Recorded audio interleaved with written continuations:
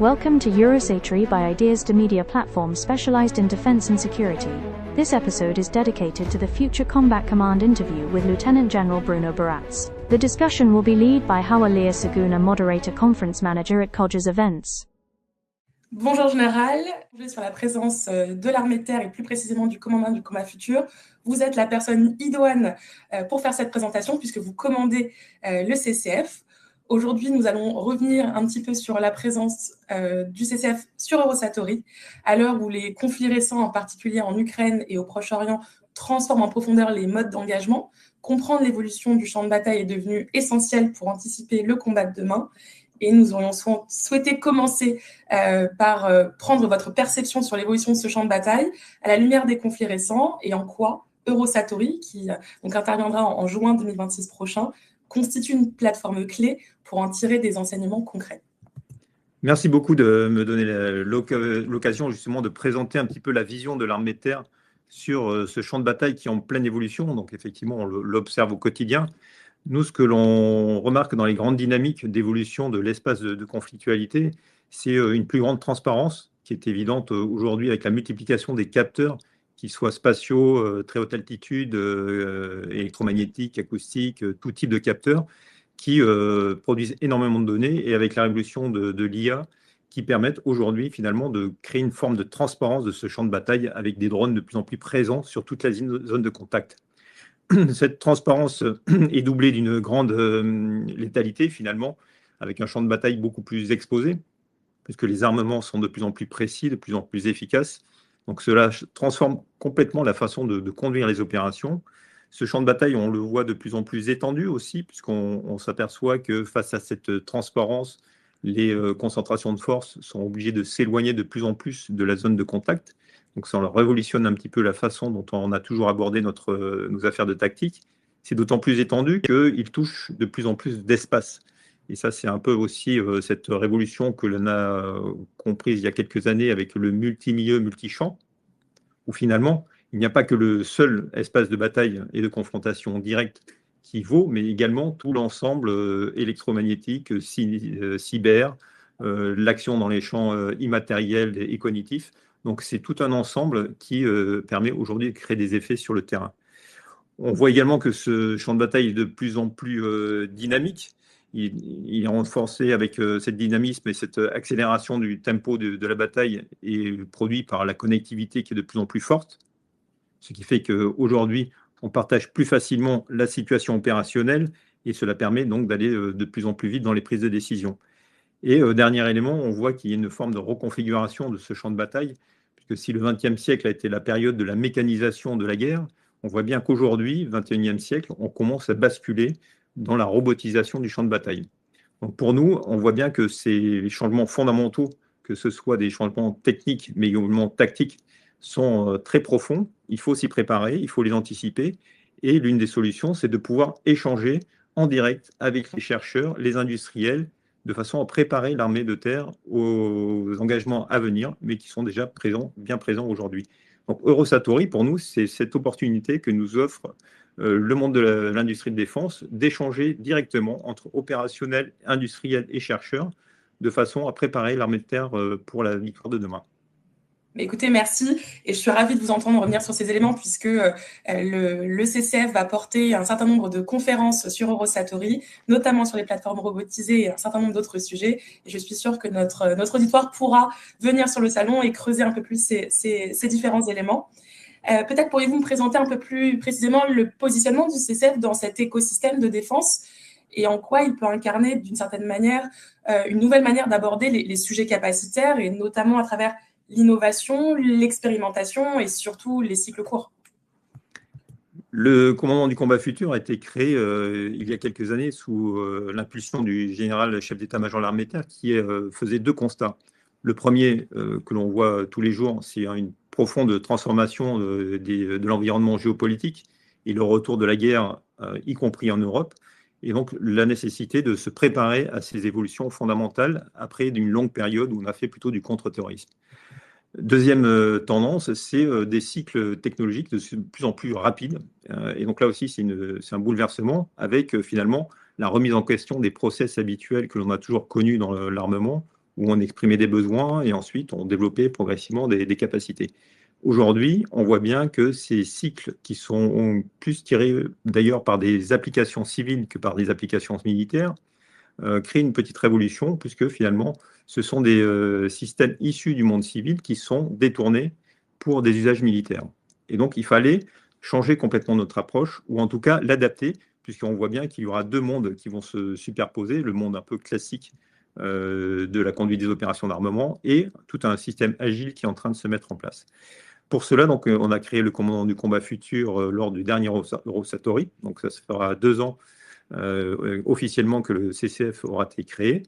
Et le CEMAT nous a confié 3 missions. La première mission, c'est éclairer l'armée de terre sur les évolutions de la conflictualité, sur les évolutions des espaces de conflictualité, qui sont de plus en plus grands, comme j'ai déjà dit.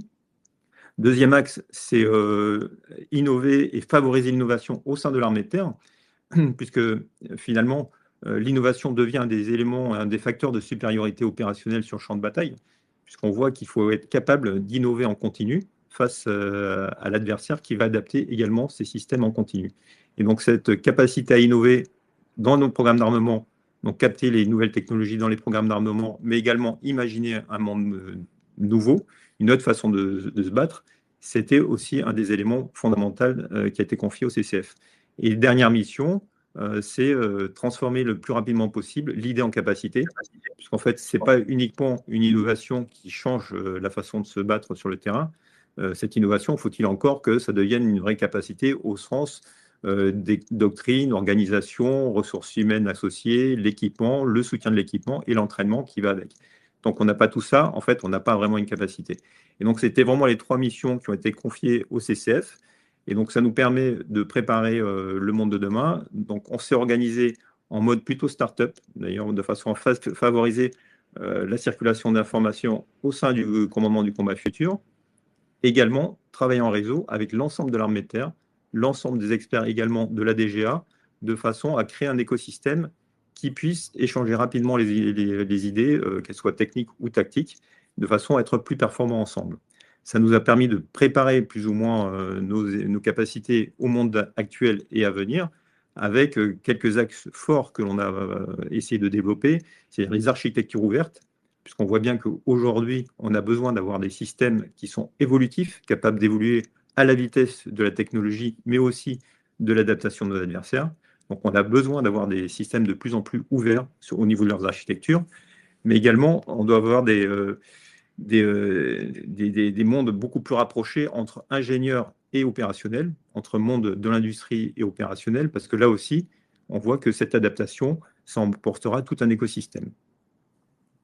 Écoutez, très clair, et effectivement, vous l'aviez rappelé, le commandement du combat futur avait été créé sur Eurosatori, et c'est typiquement le lieu qui permettra ces rapprochements. Dans le prolongement de ce que vous venez de dire, j'aimerais bien creuser le sujet des pôles exploratoires qui traduisent en fait le discours que vous venez de tenir.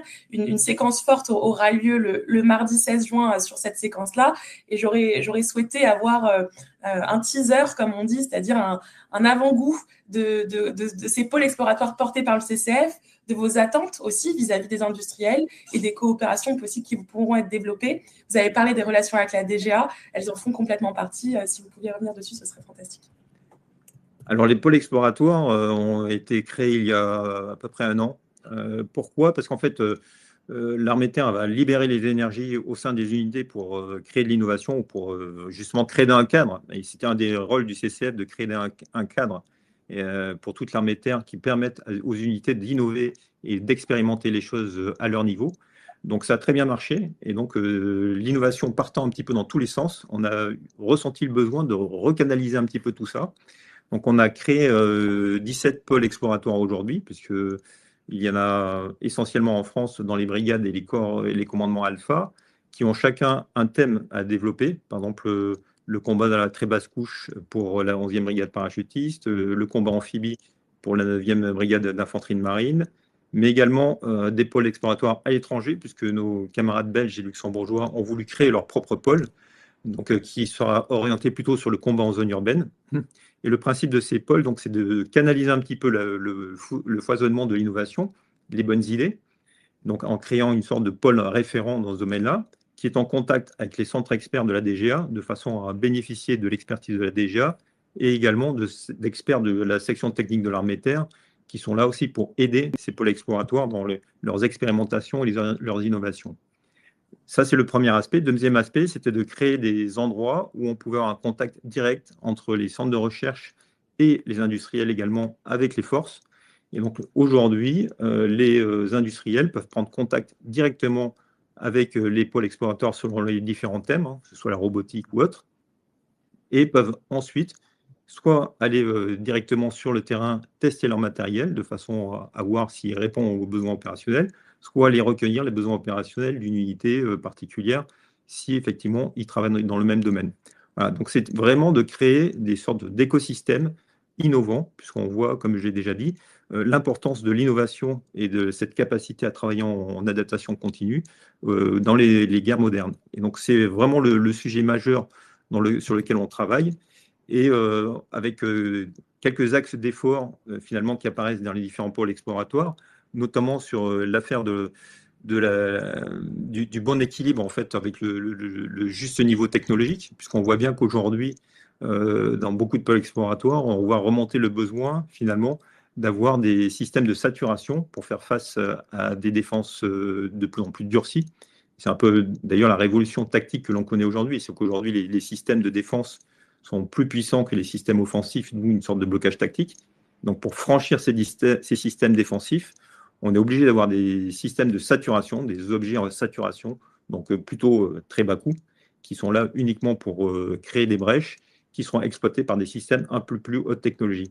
Donc ça, c'est vraiment un des axes de travail de tous ces pôles exploratoires, c'est trouver le bon mix finalement entre low cost et high tech, de façon à trouver justement ce bon équilibre dont on a besoin sur le champ de bataille moderne. Effectivement, le fameux dilemme qui revient.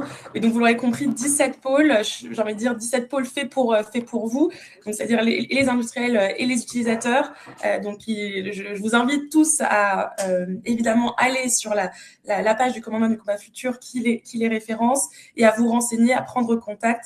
Comme j'aime à dire, si on ne prend pas contact, on ne peut pas savoir.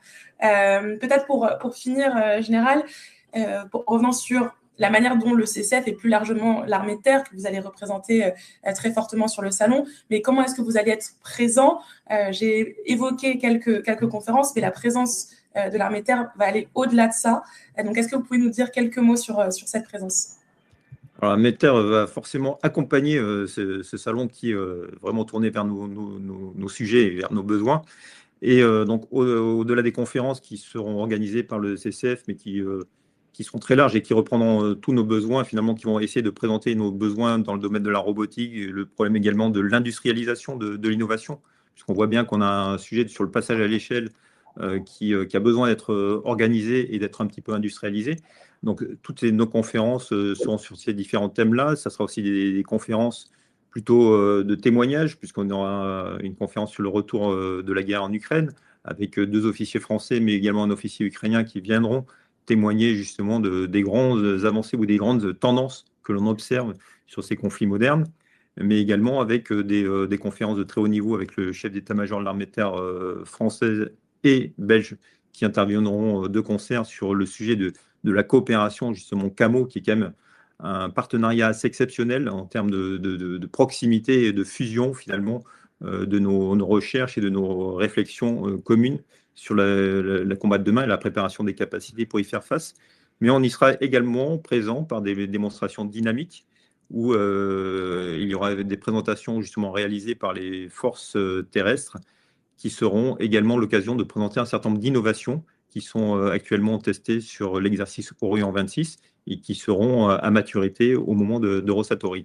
Donc ça sera très large, à la fois des conférences, mais également des présentations dynamiques, et c'est surtout l'occasion d'échanger directement avec des opérationnels pour recueillir leurs besoins, leurs sentiments, puisque finalement, toutes les innovations, toutes les idées sont bonnes, mais il faut quand même les tester sur le terrain, parce que c'est le terrain qui prime, et c'est lui qui a la vérité des prix. Eh bien, écoutez, merci Général pour ces différents éclairages, et j'ai envie de vous dire, retrouvons-nous en juin 2026 sur Eurosatori. Merci, à très bientôt sur Eurosatori.